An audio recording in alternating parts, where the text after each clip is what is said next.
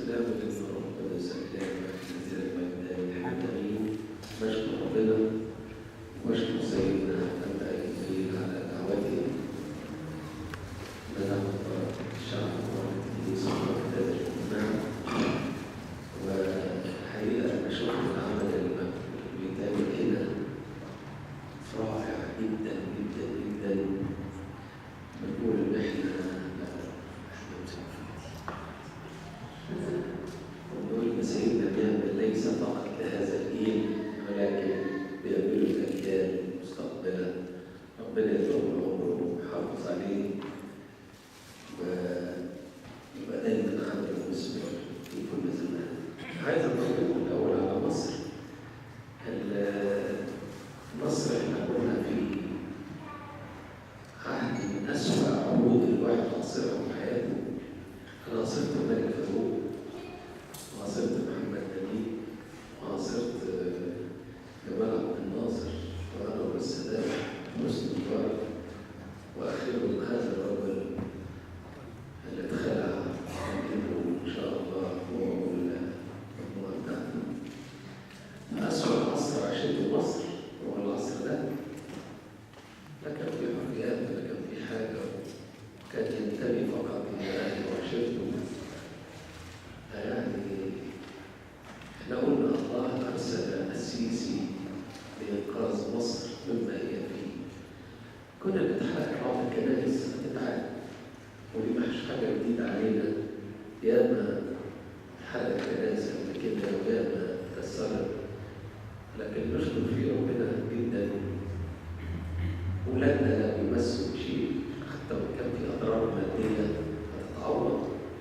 الكنائس اللي أطيلت في لجنة شكلت وقدمنا أول امبارح آخر حاجات بالنسبة لترميم وإعادة بناء الكنائس. قدمناها لوزارة الإسكان حسب تكليفات وزارة الدفاع، وهم جادين جدا في إعادة ما تم إتلافه بحسب ما إحنا قدمنا. يعني اللي إحنا قدمناهم هيلتزموا بيه 100%. إن شاء الله الأمور تبقى حلوة، ونتوقع أن مصر أخيرا تشد نفسها، ونرجو أن التشكيلات اللي جاية والدستور اللي جاي يكون دستورا عادلا، وتبقى الحكومة ما هياش حكومة حزبية ولا تنتمي لدين، ويجي رئيس بقى كويس ربنا يبعته بطريقته ليكمل المسيرة اللي بدأتها الشعب أو بناها الشعب في مصر وحماها الجيش. واحنا فعلا نشكر السيسي وربنا اللي بعته في الوقت ده. فأنا عايز أطمنكم مصر بخير وحلو وزي الفل، وبكرة أحسن من النهارده. وكل حاجة بتتعمل بتيجي الخير. يعني حاول اعتبر وزير الداخلية للخير. يعني أنا نتوقع، بس مش عايزين نعمل إيه اللي نتوقعه، لكن نتوقع خير كبير جدا لمصر ان شاء الله قريب، وبدأ الخير من دلوقتي ان شاء الله.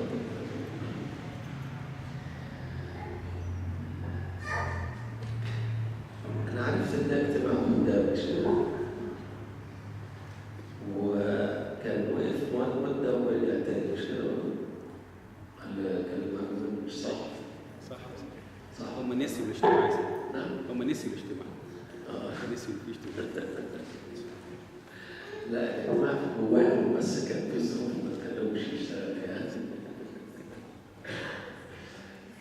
عايز أكلمكم حاجة صغيرة جدا عن الخدمة. كتير من الخدام بيقولوا إحنا جايين نخدم ربنا ونعلم ولادنا. لا، أنا عايز أصلح المفهوم. إحنا جايين نخدم نفسنا عشان إحنا نتصلح. لكن لو جايين نعلم بس، التعليم في كل حته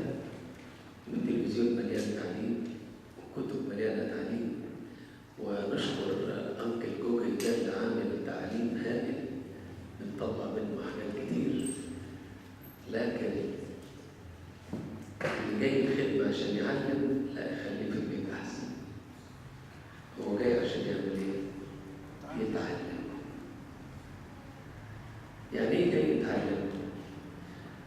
هو عليه درس فهيحضر الدرس، فلو ما عاش في الدرس يبقى فقد الشيء لا يعطيه، يبقى ما خرج من الجسم يدخل الى الجسم، وما يخرج من العقل يدخل العقل، وما يخرج من القلب يخرج من القلب، وما يخرج من الروح يستقبل الانسان كله. فيبقى هو مش جاي عشان يعلم، جاي عشان يتعلم لما يحضر الدرس نمرة واحد، وهو بيحضر بيعيش فيه، بيشوف الأحداث اللي فيه كلها، بيشوف الحياة بتقول إيه، بيشوف كل حاجة، فهو بيتعلم وهو بيحضر. وبعدين وهو بيلقي الدرس صدقوني 90% من القراءات بالله ربنا بعته واحنا بنتكلم حاجات مش محضرينها. جت ازاي؟ وجت مظبوطه في موقعها وفي توقيتها. جت ازاي؟ ما هنا الروح القدس بيشتغل. الكتاب بيقول لسنا احنا المتكلمين دائما روح عبيد. بنمرة واحد انا بحضر الدرس بستفيد. نمرة اتنين وانا بقول الدرس بستفيد، باخد معلومات جديده. نمرة ثلاثة لما أنا باخد الولاد دول، الولاد بيصوروا لي، أنا يبقى كسبت ثقة مجموعة باستمرار بتدعي لي، مش هم بس، هم وصوروا. لما الأسرة تلاقي تغيير في الولد أو البنت يقول ربنا يخلي الخادم يحافظ عليه ويدعو للخادم، فهو خد بركات أيضا دعوات الناس دي. نقطة أخرى انتظامه في الكنيسة. لو هو مش خادم النهارده ملوش نفس صحي متأخر سير المحل مش رايح الكنيسة، لكن كون إن هو ملتزم بخدمة بيعمل إيه؟ لازم يحضر الكنيسة عشان يشوف ولاده وولاده يشوفوه، ولازم يحترف عشان هيقول المرة لأولاده في الناس يعترف، ولازم يتناول عشان هو من ناحية يكسب ومن ناحية تانية أولاده يشوفوه يتناول معاه أو يتناولوا معاه. نقطة أخرى وهو بيقول الدرس في حاجات هو مش بيعملها. يعني مثلا الناس بيقولوا نصلي المزامير، نقرأ الكتاب المقدس، هنعترف، هنصوم، هنعمل حاجة من الحاجات الروحية، هنسامح، هنبطل غضب، أي حاجة من الحاجات دي. في حاجات إحنا مش بنعملها، وهو بيقول هيعمل إيه؟ هذا القلم اللي أخدك إيه؟ أرسالي، ده درس ده ليا الأول عشان أنا أنفذه، وما كنتش قادر أنفذه أسعى لتنفيذه. يبقى في نفس الموضوع الدرس ده الأول كله مليان حاجات جميلة جدا. نمرة 2 النقطة الثانية، لما كون علاقة مع الأولاد جميعنا مليانين بطاقة حب. مفيش واحد في البشرية ما عندوش طاقة حب.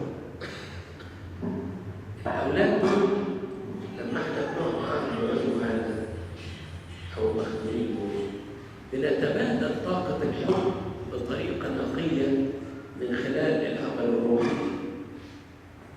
فتلاقي الخادم بيحب المخدوم والمخدوم يحب الخادم حبا قويا نقيا. يبقى طاقة الحب اللي عنده وجدت الطريقة والمكان والشخص اللي هو يقدر يعيش معاه هذا الحب القوي. وهو بيفتقد هيسمع الشاب ويسمع حاجة فبيتعلم حاجات تانية في الافتقار. هيروح البيت يقول ايه؟ ولو الولد ده شقي هيعمل ايه معاه؟ هيشتكي له البيت ولا البيت هيشتكي له ولا هيدافع عنه ولا هيعمل ايه بالظبط؟ ايه اللي هيعمله؟ واحيانا البيت نفسه ملوش علاقه بربنا، وهو بيعلم الولد الكلمتين ولا يحكي له ايه ولا درس، البيت عمل ايه؟ سمع ويكون علاقه طيبه مع البيت. فالبيت لما يلاقوا فيه مشكله او شكوى اسهل حاجه يقولوا مين؟ الخادم او الخادمه اللي راح لهم عرفوه وعرفوا ان هو ربنا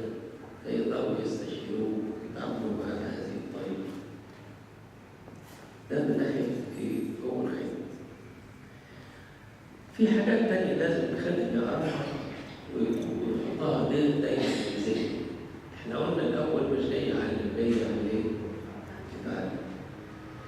اليوم اللي هو هيحط في ذهنه إنه جاي يعلم يبقى فقد نفسه. اليوم اللي هو جاي فكر إنه جاي يعلم يبقى راحت روحياته وراحت حاجات كتيرة في حياته. ولذلك أحسن فضيلة يعيش بها الخادم عشان يتمتع بالخدمة، أولاً يعرف إن هو فهيسأل كل واحد يقابله عن حاجة هو عايز يفهمها ويستفيد منها.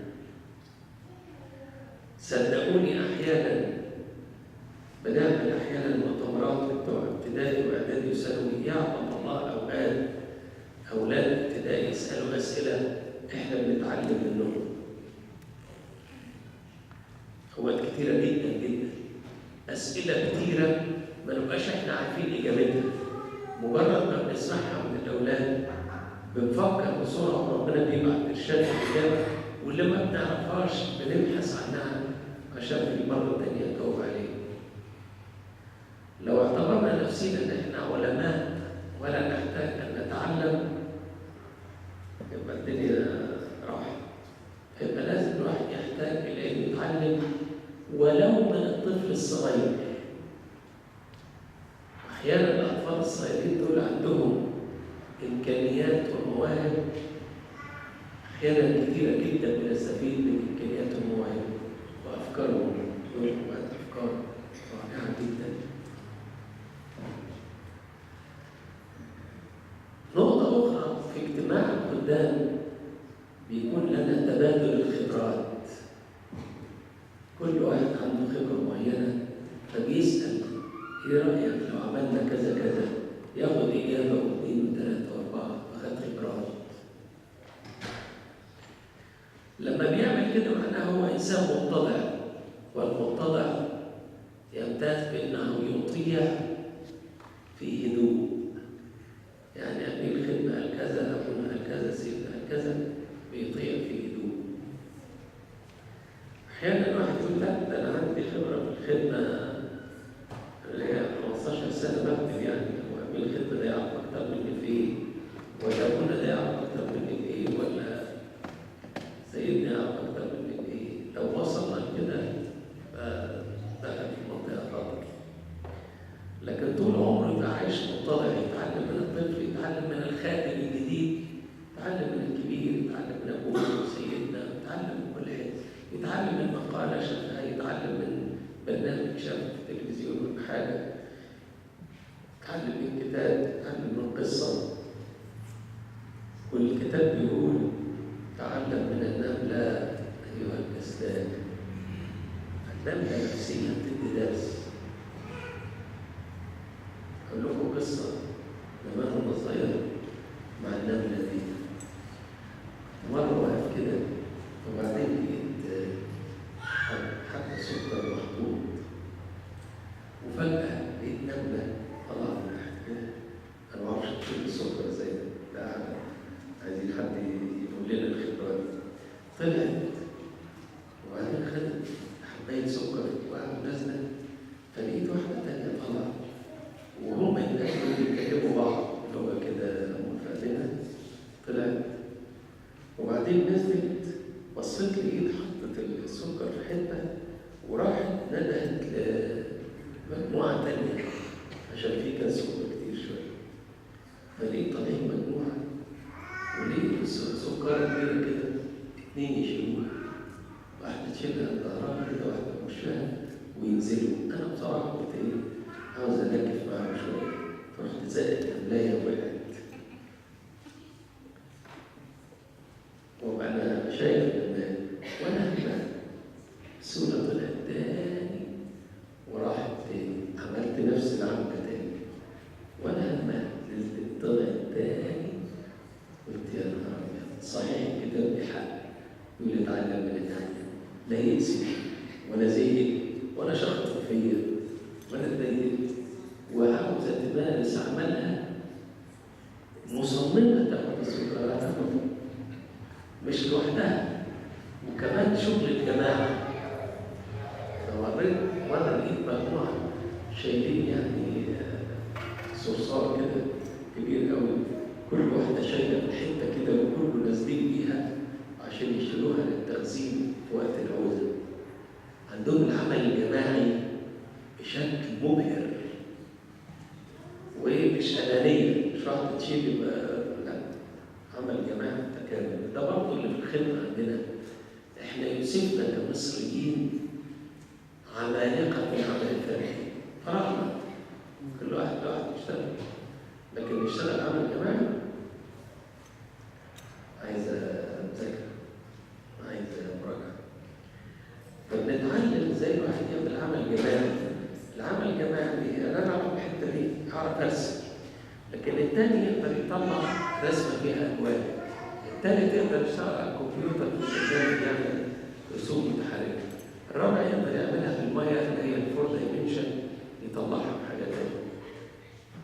واحد يعرف يكتب على طول قصه، واحد يكتب القصه ويطلع منها رسومات، واحد يروح قايل القصه دي ينفع لها الموسيقى الفلانيه، موهوب في الموسيقى، هتلاقي الحكايه اللي عمل جماعي طلع ايه؟ عمل رائع. ده رسم وده لون وده اخرجها، وده عمل موسيقى وده عمل حوار، شغل متكامل جبار. ايضا الاجتماع قدام الاتضاع من ناحيه والعمل المشترك الجماعي من ناحيه. احنا لو ورعنا في العمل المشترك وكل بالموهبه اللي عنده، ما واحد جايز عنده موهبه الموسيقى لكن ما يعرفش يرسم، ما يعرفش يقول، صوته مش حلو، لكن يعرف كويس قوي يعزف موسيقى رائعه، بل ممكن يلحن. خلاص؟ وواحد ممكن يلحن لكن ما بيعزفش، يعني يقول النغمه دي تطلع مع دي، العود يطلع مع دي كده، يعني شغل جبار. فلما يكون لنا العمل الجماعي المشترك نطلع خدمه متكامله. زي ما الواحد بيقول كل واحد يخش البستان ياخد من كل حاجه الثمره بتاعته، ياخد ده تفاح، ده مانجا، ده برتقال، ده جوافه، يعني اطلع غذاء مشبع متكامل مع العمل الجماعي. نقطه اخرى، احيانا واحنا في الخدمه تكون الخدمه روتينيه، بعد شويه يعني بعد سنتين ثلاثه من الخدمه الغربال الجديد بيشدد، بعد شويه قالوا له ايه بقى؟ نتنحل شويه. ميزه العمل الجماعي ان اللي يفتر هينشطوا مين؟ زميله. لكن لو لينا عمل فردي، واحد كسل راجع والتاني كسل راجع، تبص تلاقي كده بعد شويه ولا ايه؟ راح. يبقى عندنا العمل الجماعي يفيد في الانتاج، والعمل الجماعي يفيد في ان الواحد لا يفتر، واذا فتر يلاقي ثاني يقيمه، ويل لمن كان وحده لانه اذا سقط لا يجد من يعينه. والكتاب يقول الخيط المتلوت لا ينفصل سريعا، يعني يقود. أيضا الخدمة في العمل الجماعي مثمرة ومتكاملة. بس أحيانا بقى نلاقي واحد جديد في الخدمة كده يقول لك أعمل الخدمة دي ماشية وبطء، الخدمة دي أنا ليا مفهوم جديد فيها، عاوز أمشي بيها لوحدي كده. تلاقي انفصل عن الخدمة بطريقة مش سليمة بحجة إن هو عنده مواهب وإمكانيات مش عند بقية الخدام. هنا ينضر الخادم والمخدوم. هنا أول ما يبتدي يتصل يقول أنا شاطر، أنا هقدر أعمل كذا، أنا هعمل العمل الفلانية دي، يبقى راحت الدنيا بالنسبة له.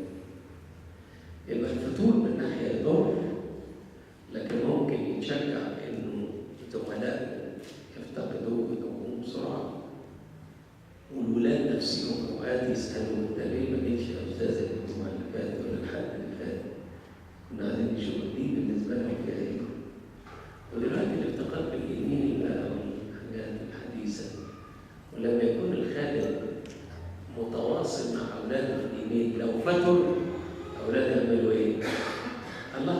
فين الآية بتاعت كل يوم يا أستاذ؟ فين القصة اللي بتبعتها لنا؟ فين التأمل؟ هيعملوا إيه؟ يصحوه.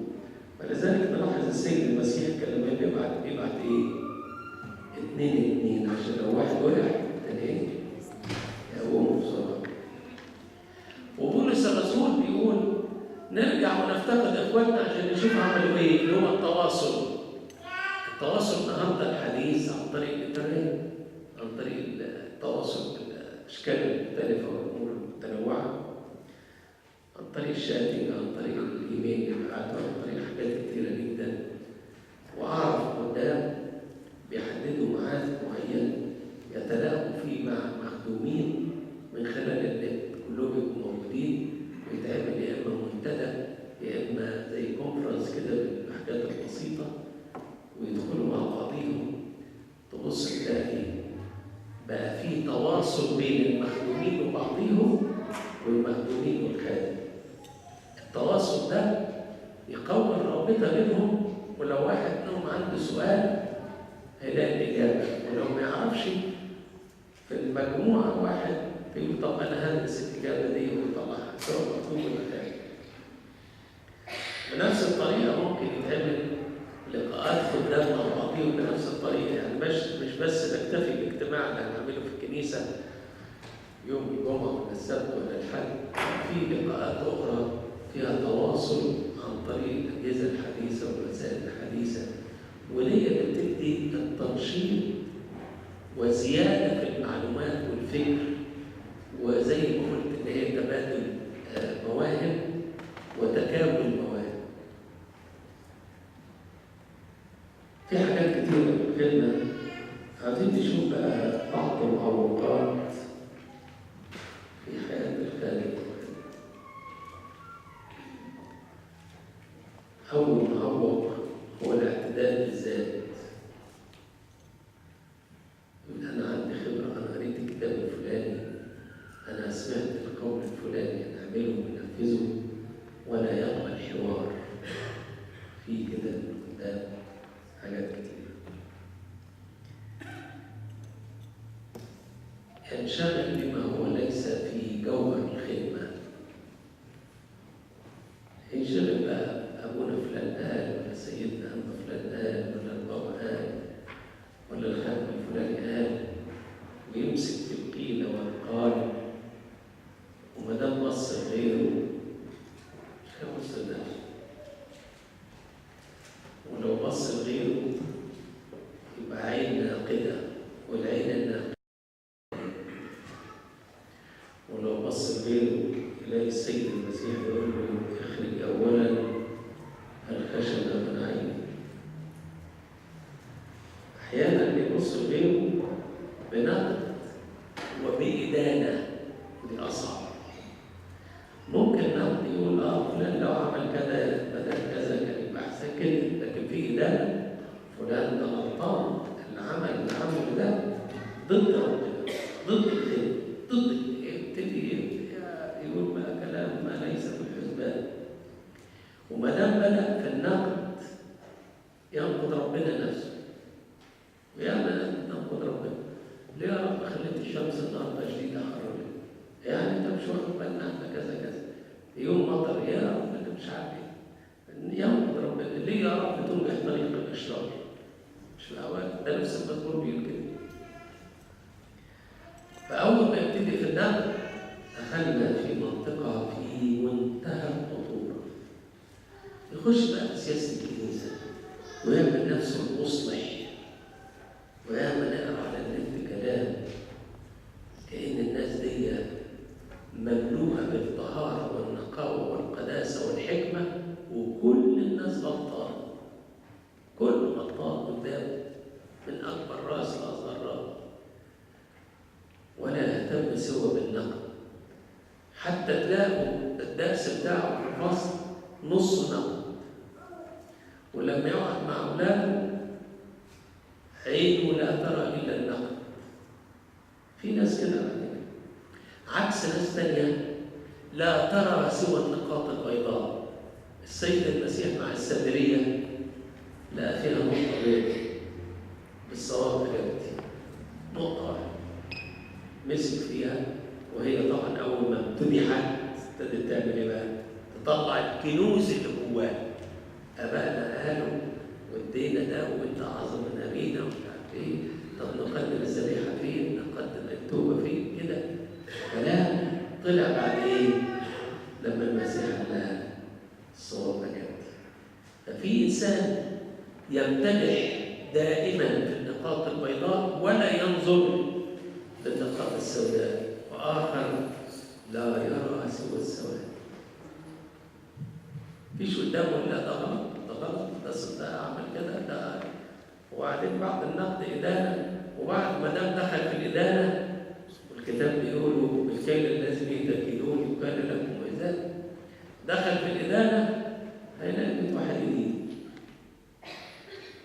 والمثل بيقول من غربل الناس دخلوه. يغربل الناس من حاجة كبيرة ينقلوه يطلعوا بقى نقطة الفلسفة فيه ويقولوا فيه ما ليس في الحسبان. للأسف الشديد في خدام جدد داخل بقى بنشاط مش عارفين فاهم، وفي خادم جديد يشوف النقاط البيضاء في الخدمة ويحط فكره مع النقاط البيضاء ويتناقش فيه، وما هو متفق عليه من الجميع طبعا ينفذه. لكن في واحد ينقض ولا يخطأ، يقول له انت بتقول غلط، لا انا الصح، انا جايب لك السبب الحته الفلانيه.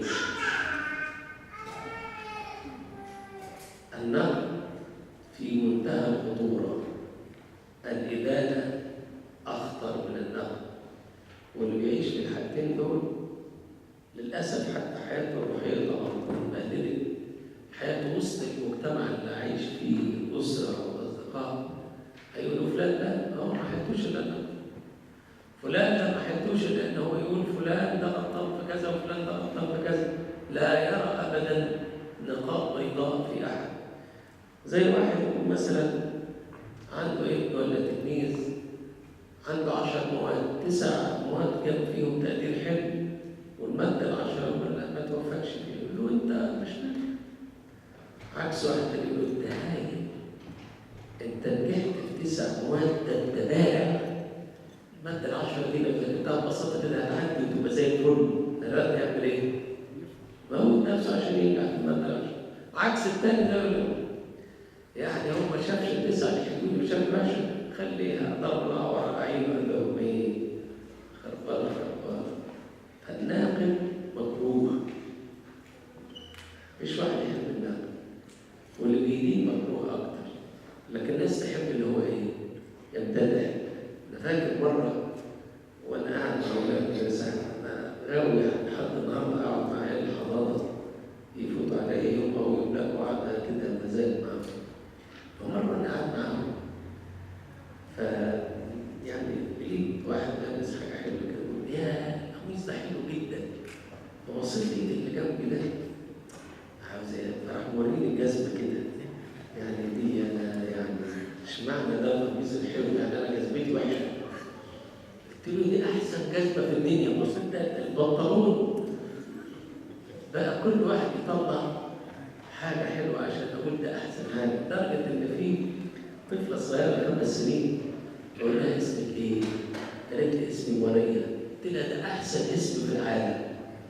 فتاني مرة بقول لها أنت اسمك إيه؟ مريم أحسن اسم في العالم. هي كده ما تقولهاش مريم لوحديها، مريم أحسن اسم في العالم. فطبعا اللي جنبيها زعلت اشمعنى ده أحسن اسم في العالم؟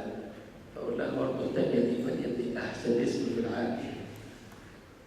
فالمادح محبوب والناقد مكروه. وبنقول الناقد لو ما لقاش حد ينقده ينقد نفسه، بس ينقد نفسه مش للخير، للشر، يعني ينقص نفسه جدا جدا.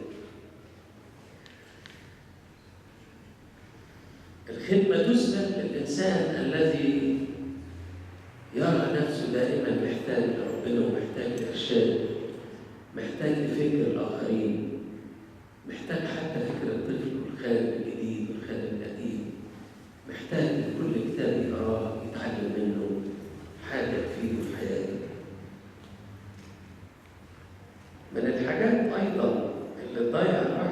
الخدمة المشغولية، يشغل نفسه بكل حاجة ما عدا روحياته. ممكن يشغل نفسه بتحضير الدرس بس بطريقة روتينية، يشغل نفسه بالأولاد المخدومين لكن لا يشغل نفسه بروحياته وروحيات المخدوم. واحد ما يشغل نفسه بسياسة الدولة وسياسة الكنيسة، كل ما يقعد مع حد شفت السياسة عملوا ايه؟ شفت فلان عمل فيه ايه؟ شفت حصل ايه؟